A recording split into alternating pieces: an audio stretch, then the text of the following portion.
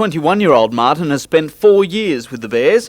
He says Norths always knew he wanted to come back to Newcastle. As a matter of fact, it seems everyone knew he wanted to come back to Newcastle. Rumours have been rife for most of the season, and the Knights have finally confirmed them.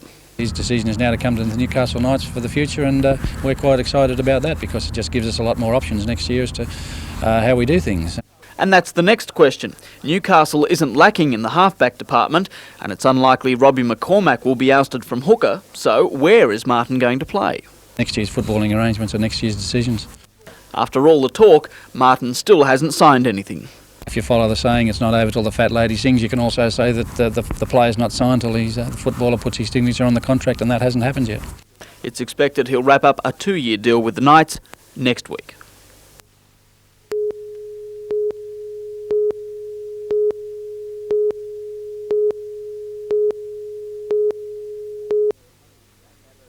Back at her home pool in Moree, Angela says Barcelona was the experience of a lifetime.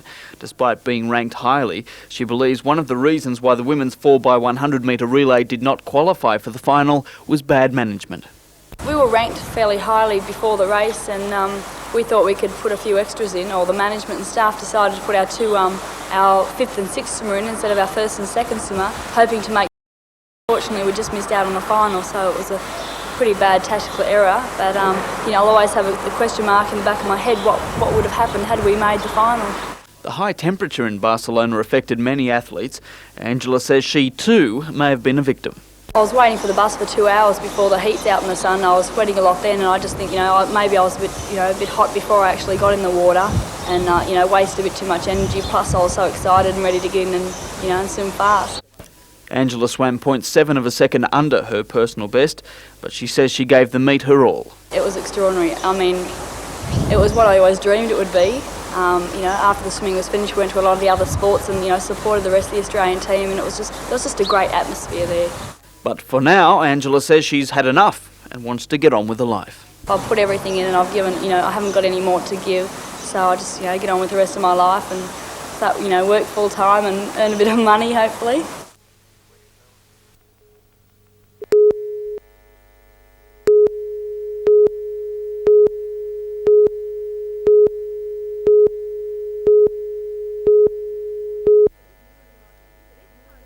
This time last year, more than 12,000 people took to the streets to protest about the closure of Wallsend Hospital.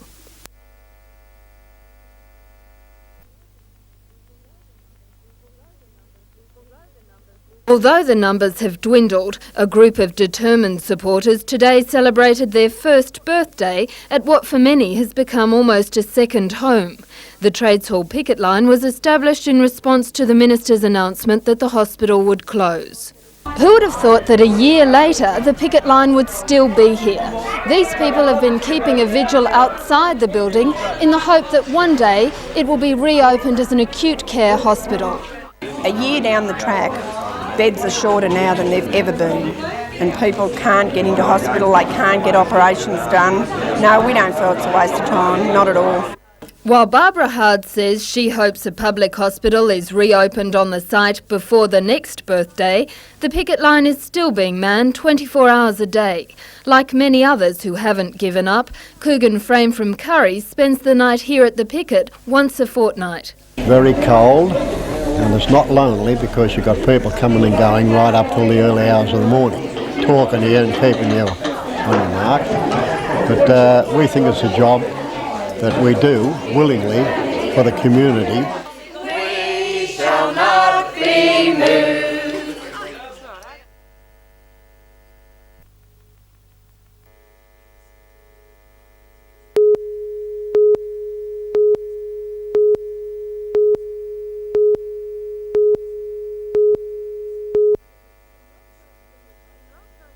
In last night's federal budget, Hunter and Central Coast councils were served a healthy slice of the 2-year capital works funding program aimed to stimulate jobs in regions hardest hit by unemployment. 9 Hunter councils collectively received $15.3 million, almost a fifth of the entire capital works funding allocated statewide. Lake Macquarie tops the list, followed by Newcastle and Cessnock. Dungog also benefits, as do other hunter councils. On the Central Coast, Wyong gets almost $3.6 million, Gosford slightly less. Although still reviewing the budget papers, most councils say the money will be used on labour-intensive projects. Newcastle City Council lists development of the Kooragang Island wetlands and building a seawall at Stockton as likely projects. Council says these would create hundreds of jobs immediately, with some full-time employment following. The budget also provides $700,000 this year for refurbishment of the Civic Theatre, which is due to start next month. One project Wyong Council will look at is sewering Warnervale, its next residential estate.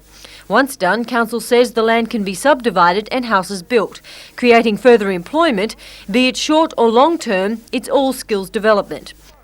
In Lake Macquarie, priority capital works projects include roads, drainage and construction, namely building a new art gallery. But Newcastle Chamber of Commerce President Colin Chapman believes the relief will only be temporary. He says the budget ignored the business sector, the very area vital to providing long-term employment. The jobs last until the money runs out, and the money is a 1 or 2 year situation, and when it's gone, those jobs will cease to exist. I mean, jobs are created by business. Catherine Lamond, NBN News.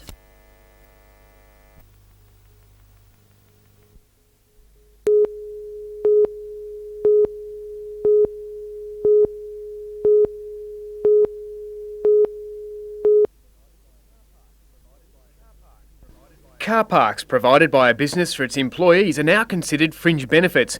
It's a last loophole from which the government can squeeze millions of dollars. Could be regarded as a bit of a sleeper in the budget, totally unexpected, but one which the business has reacted quite strongly against, simply because we see it as an added impost on business and a charge that businesses could do without. The tax level will be worked out at about half the annual cost of City Council car parking fees and will be applicable to private parking spaces within a 1 kilometre radius of council car parks. It will cost some businesses thousands of dollars a year. I'm not real happy about it, but we have a fleet of 3 or 4 cars that need to be on the road in and out of the office, and so we have to provide parking spaces for those vehicles, and we're now slugged extra tax because of it. If a new business decides not to provide parking for its employees, it's likely to have to pay council a levy, which could be thousands of dollars for each space. Towards making available future parking spaces, wherever that may be. So it's basically a business being put in between the devil and the deep blue sea. Employees could be forced to park on the streets, taking their chances with meters or taking up places that might otherwise be used by shoppers. There's also concern over who will ultimately pay for the parking.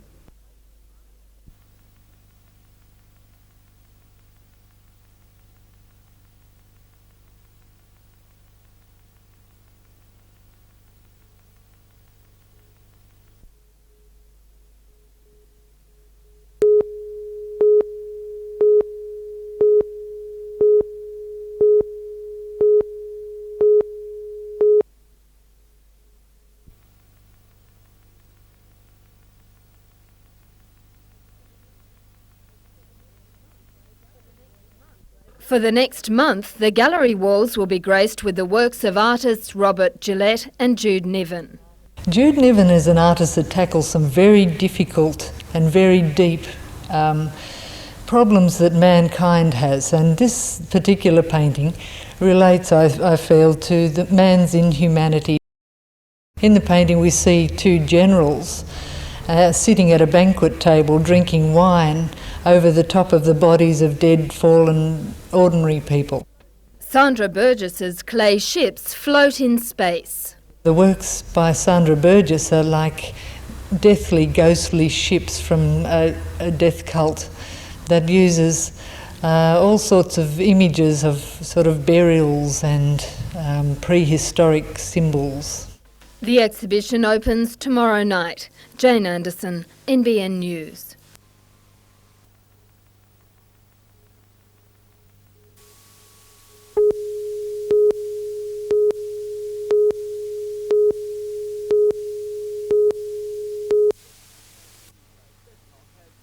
Cessnock has been invaded. 5,000 motorbike-mad Mexicans, French, British, Italians, Americans, $10 million pumped straight into an economic bloodstream clotted by unemployment. It's a city of scaffolding, barricades and bridges hastily bolted together. The International 6-Day Enduro is one of the biggest motorcycling events in the world. John Hall is in charge, and right about now he's wondering if he's bitten off a bit more than he can chew. When you run something this size, it's not the motorcycle competition that's the problem. It's getting the people here, getting them accommodated, getting their motorcycles and their freight here, getting through customs, and all the millions of little things that have to be approved and go through government bodies and so on. That's the problem. That's what takes the time. You suddenly realise the scope of this operation. A hall becomes an enormous newsroom, row upon row of desks for an international array of journalists. Bit by bit, the grounds of the local TAFE college become restricted areas. Tents pop up like mushrooms, teams stand guard over containers of tyres. One thing that really surprised me is how quiet it is. I mean, there's 400 bikes. When I got here I expected to hear some noise, but there's nothing. Then I found out the reason for that is that half the bikes haven't been put together yet. For the overseas competitors, it's like Lego for big kids. The Aussie riders watch on as their foreign counterparts build their bikes. How do they see their chances? We're a bit used to riding in dust from Western Australia, but I don't think the Europeans ride in as heavy a dust as what's out here. The 6-day is a war of attrition. So each day in the morning the riders have their bikes parked and locked away in the Park for May, a closed control area. It's a secure area, and they're then called. They have 10 minutes to move into the work area. That's this area here? That's right. In the work area they have 10 minutes to actually work on their bikes. They have to do that by themselves. Then they're called to go into the start area, and off they go for 260 kilometres for the day. Riders are very much on their own. If they break down in the middle of the scrub, they must do their own repairs. Any help means instant disqualification. Today the Dutch team was hard at it in a makeshift workshop, housing $1.3 million worth of equipment. Their riders coming to terms with the terrain. The stones is a little bit more problems on sandy grounds. Our chances, I think if everything goes well, you know, that we might end up by the first 5. The Enduro starts next Tuesday. Anthony Griffiths, NBN News.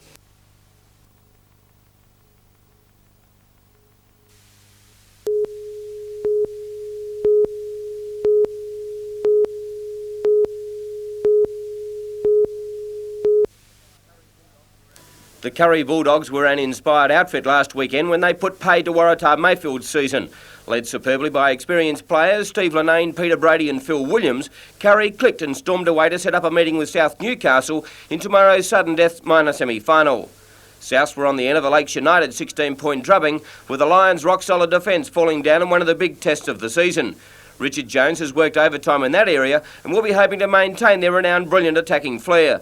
Lakes United breathed a sigh of relief when captain coach Steve Walters, sent off last week on a suspected high tackle, was only fined by the judiciary, and he'll be lining up to tackle undefeated Western Suburbs. It has been a great season for the Neil Baker-led Rosellas, and they will be raging favourites at Harker Oval on Sunday. But as everyone knows, funny things happen in footy finals.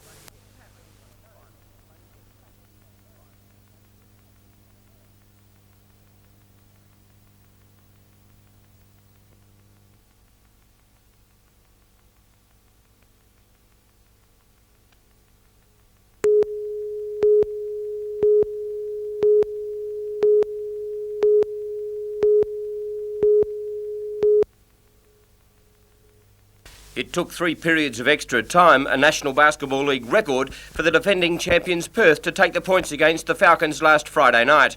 But for the locals, that's little consolation, as they desperately needed the win to stay in touch with the top 8. And again, after a promising start where the Foster's Falcons won 3 of their first 4 matches, their feathers have fallen off, slumping to a 5-win, 12-loss record. One of those wins was against Geelong way back on May the 30th. Terry Dozier will be lining up against his old club and will be fired up for a big one, while the battle between point guards Everett Stevens of the Falcons and Bobby Locke for Geelong should be a highlight.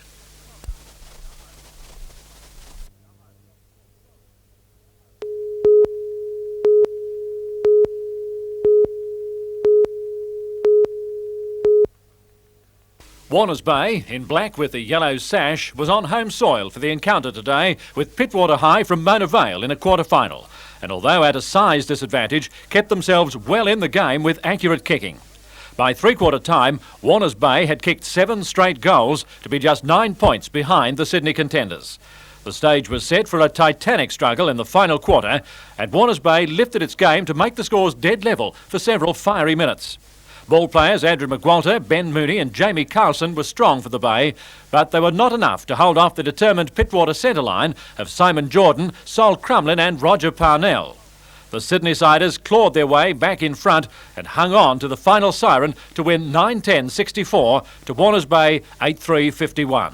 Pittwater now goes on to the semi-finals of the Swan Shield, with Warners Bay bowing out for another year.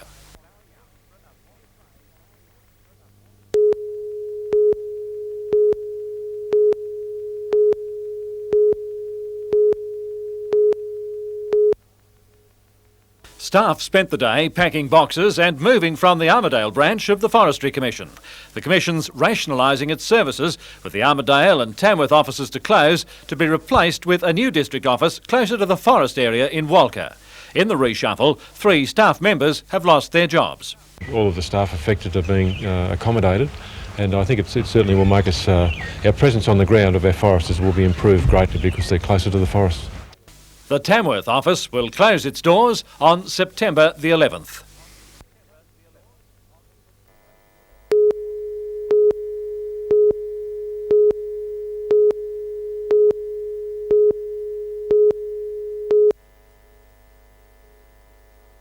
It's called Mother and Child. The sculpture is on loan to the Newcastle Region Art Gallery from the British Council. For the last 5 months, it's been on display at the Art Gallery of New South Wales in Sydney, but Newcastle has been chosen to house the piece for the next 2 years. We wanted as many people as possible to enjoy it, and we know that you have a policy here in the gallery of not charging for admission, so we thought that many more people will be able to see it and I hope enjoy it. The sculpture was created by Henry Moore in 1936 and it's a major coup for Newcastle. The British Council collection numbers over 1,000 pieces. This is one of the most important. It may be called Mother and Child, but to these children visiting the gallery, it looked like something else. Someone said it was a teapot. Who was that? Me. Yes. Do you think it could be a teapot? The sculpture has been a worthwhile investment for the British Council. In 1948, I think we got a very good buy. We were well advised by 2 distinguished art historians, and we paid £142, 2 shillings and 6pence. It's very precise, isn't it? Nowadays, it's insured for over $1 million Australian.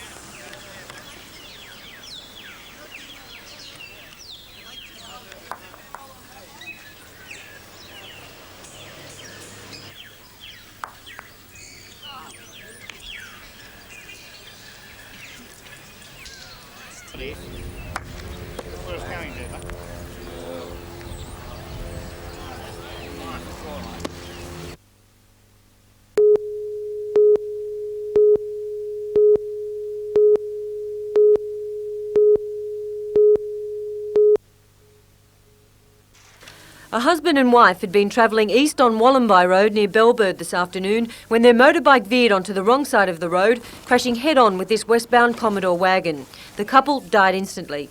The Westpac rescue helicopter was called in, its services not needed. Traffic was blocked for a short period while the wreckage was cleared. Police have not released any further details. And near Singleton, a 23-year-old man died in a single car accident early this morning. A farmer found the wrecked car on the Jerry's Plains Road. It's alleged the vehicle left a shallow bend, slamming into a power pole. Emergency crews freed the driver's body. It's believed he died instantly. There were no passengers. Catherine Lamond, NBN News.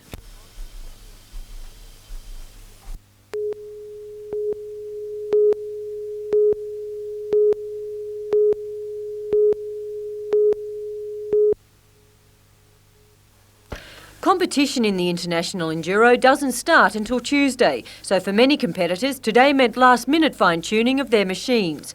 Just down the road, other members of the biking fraternity were making their presence known in Cessnock's main street, where the first of the week-long festivities, a food and wine fair, was underway. While some were inclined to nibble, others savoured the flavour of our region's vineyards. There was also Aussie culture on display, with some choosing to do more than simply admire.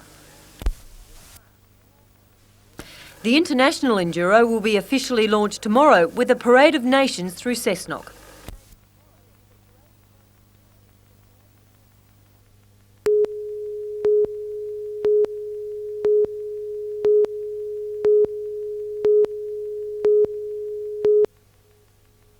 The Armidale Museum is home to the Hinton and Coventry collections, but with no financial provision for the maintenance or conservation of these works, the solution was the launch of Art Stuff, a commercial merchandising label that sees several of the Hinton and Coventry paintings reproduced on T-shirts.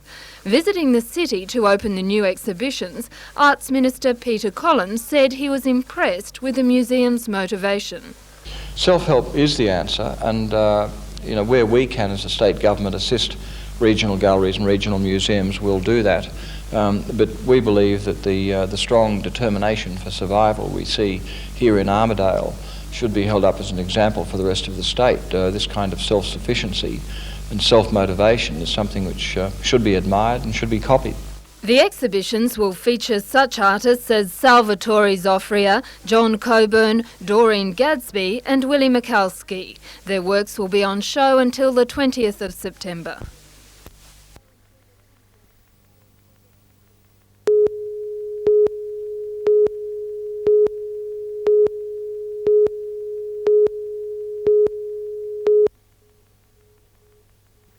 The future direction of the authority will be decided on September 22nd at a special meeting. Tourism Minister Bruce Baird has knocked back an application for further funding.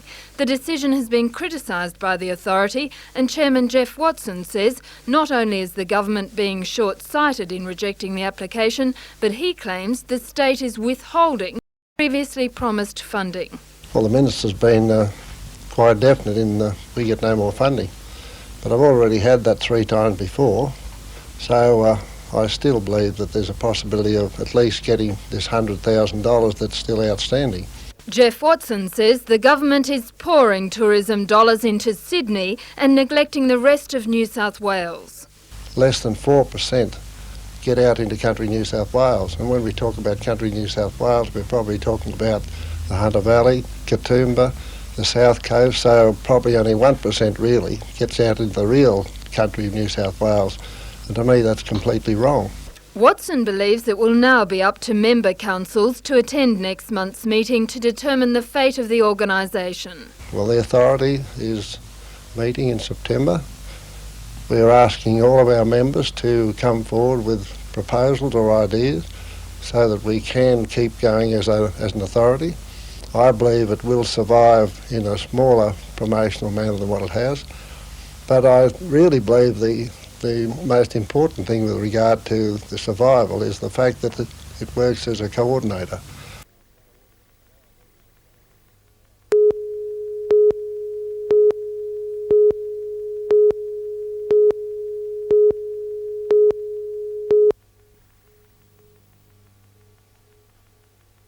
Newcastle commuters were caught unawares today as 50 tow truck operators from the Central Coast and the Hunter formed a convoy driving through city streets to protest against what they say are excessive licensing fees.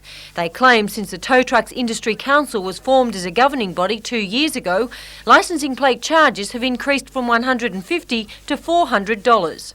Yeah, there's nothing worse than your bank manager ringing you up every day saying, well, how come you haven't paid the overdraft payments? Or, we're in the situation that we are desperate and somebody's got to listen to us.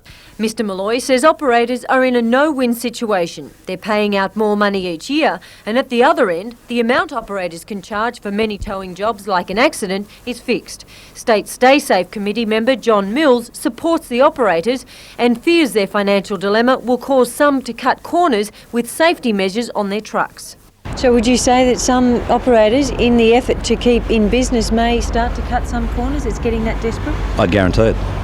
Mr Malloy and John Mills say the problem is due to a governing council which is out of touch with the industry. John Mills says the complaints are so widespread, the Stay Safe Committee has launched an investigation into the situation. On top of that, he intends lobbying state government.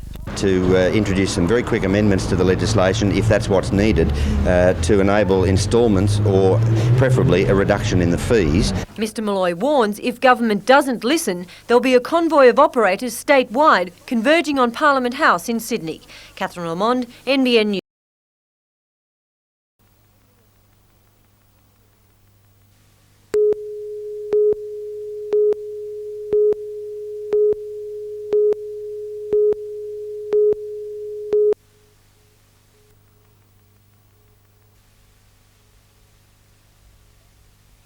Today for Ben, it was a practice run with the Newcastle Falcons. For the past 10 months, however, practice has been on a high school court in the United States. That opportunity came after his talent was discovered by an American basketball coach. Ben says his time in Salt Lake City has given him more opportunities to develop his skills than if he'd stayed in Australia. It was very good to continue with my skills and even improve them. The work ethic in America is so much more than in Australia because of the competitive edge between all the Americans over there. Now back home for a few months, Ben has to decide on his future and to take which one of 6 American university scholarships he's been offered. Among the choices, Notre Dame, Colorado and Utah State University. Wherever he goes, Ben hopes to hone his skills enough to achieve his ultimate goal, play pro basketball in America or Australia.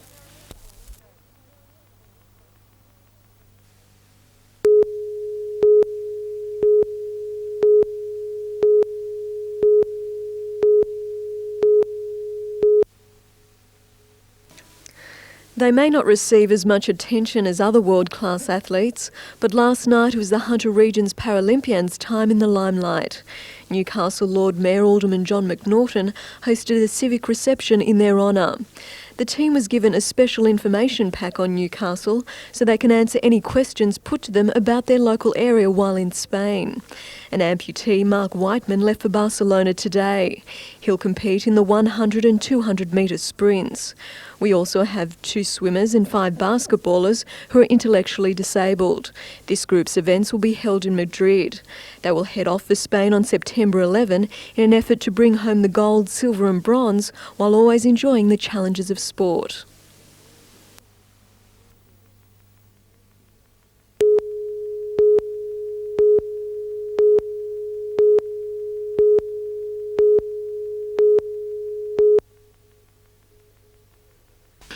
Les Everly, better known as Jack, walked from Maitland Court this morning after being granted conditional bail. He was arrested by police yesterday after they besieged his mountain shack in cattle country to the north of Lostock Dam. Police allege Jack Everly fired upon a neighbouring landholder, wounding a horse and firing a further 6 shots into a farmhouse, knowing the occupants were inside. He appeared in Maitland Court charged with firearm offences and 2 counts of assault. Mr Everly's legal counsel proposed that he had never intended to shoot anyone. He had only fired at the house to flush his neighbours into the open where he could discuss the theft of his cattle. Magistrate Kel Clark said he appreciated the extremely serious nature of the police allegations against Mr Everly. However, he said there was an entitlement to bail. Mr Everly was granted bail on the condition that he stayed with his sister, Pearl Everly, at an address in Tullara and that he didn't approach either his property or his neighbours. The matter was adjourned until September 11. Tom Hilston, NBN News.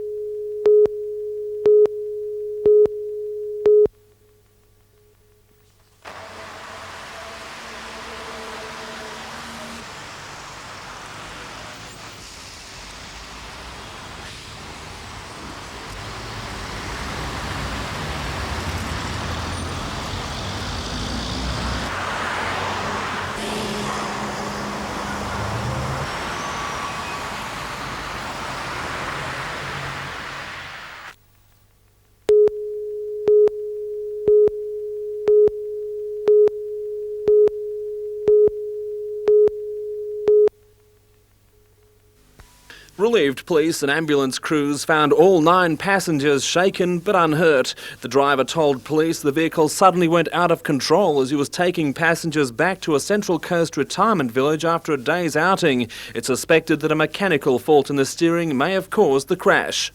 Some pretty horrendous roads up around the Comboyne area, and again coming down through Freeman's Waterhole only a few minutes before the accident. Luckily the mechanical problem didn't happen in any of those roads. Arrangements were being made this evening to ferry the passengers to their destination aboard another vehicle. It could be several hours before the bus is towed clear of the embankment. Tom Hilston, NBN News.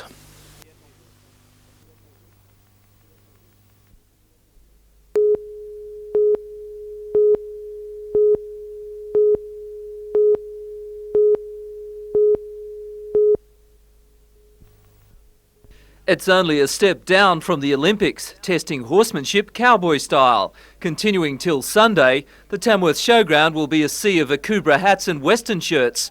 Contestants trying to impress the judges with skills ranging from cattle work to agility tests. This event is called the Pleasure Class, where the entrants try and perform the most relaxed and comfortable ride.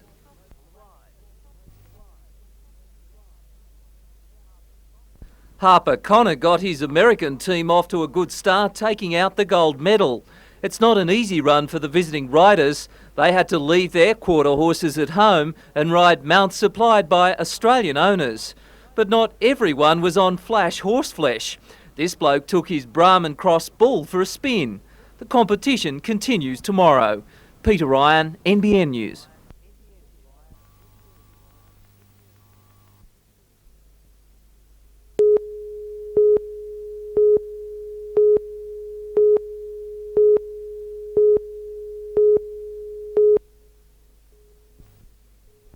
This is how most people see the Chief.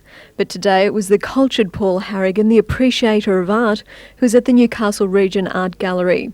Paul was asked to choose a variety of artworks which appeal to him, as part of a series of exhibitions selected by celebrities. For the giant front rower, it's been an enjoyable first encounter with the art world. I think it basically says I like landscapes. I've picked a fair few of those. A few abstract ones a little bit different there with a few colours. But I don't know what the subconscious decisions are about, but I just like them. Just like the colours and all that sort of stuff. Among the pieces chosen, work named The Impossible Machine. On the eve of his crunch match this weekend against the Raiders, Paul admits the time off the field has been quite a change. It's a bit quieter and a bit nicer than in rugby league, and it's just ironic. As I said before, we've got a very big game this weekend, and it's good to break the ice with something like this, and a bit of artwork can just soothe me down, get me a bit calm for the weekend. It's hoped this and future celebrity exhibitions will raise the profile of the gallery among a wider audience. Also at the gallery, the works of 15 photographers from the Hunter and surrounding regions. The local photographers were chosen for their success in national and international competitions. A full range of subjects is covered, the photos taken both locally and overseas. The work of one of the best nature photographers in the world, Gary Webber, is featured.